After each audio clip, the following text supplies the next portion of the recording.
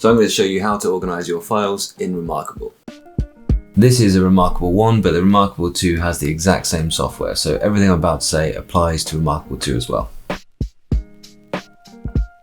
First thing I would say is have a good folder structure and decide what your main uses are going to be for your reMarkable before you go ahead. Organizing your files in reMarkable is really easy.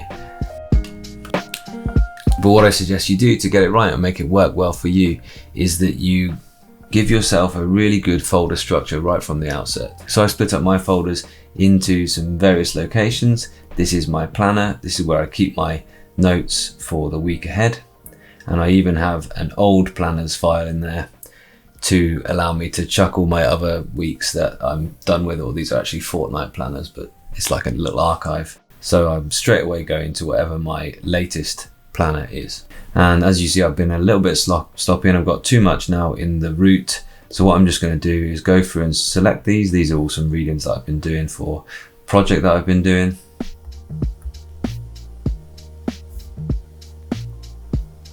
I can move those into that projects folder, into the readings file, and move here. Really straightforward to do that.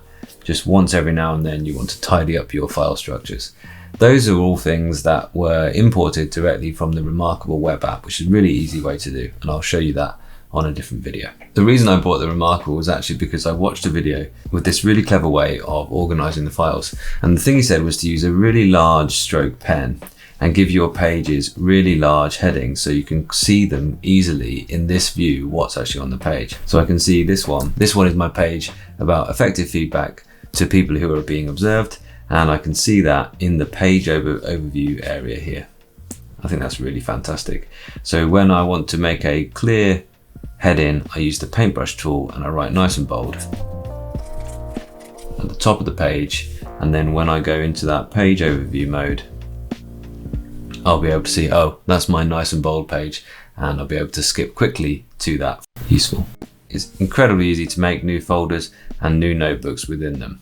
Whenever you just need to scribble something down though, if you click on Quick Sheets, then it adds an extra page onto the Quick Sheets. And you could then take that Quick Sheets and duplicate it as a new file somewhere else, and then you could delete the old one and just have a blank Quick Sheets ready to go.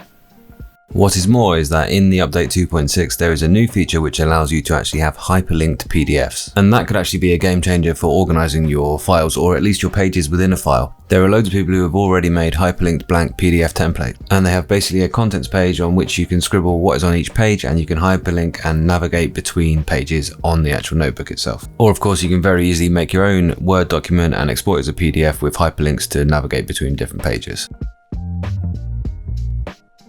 I hope that was useful. If you've got any more questions about using your reMarkable, or if you're just interested in using it as a professional, then hit me up in the comment section below.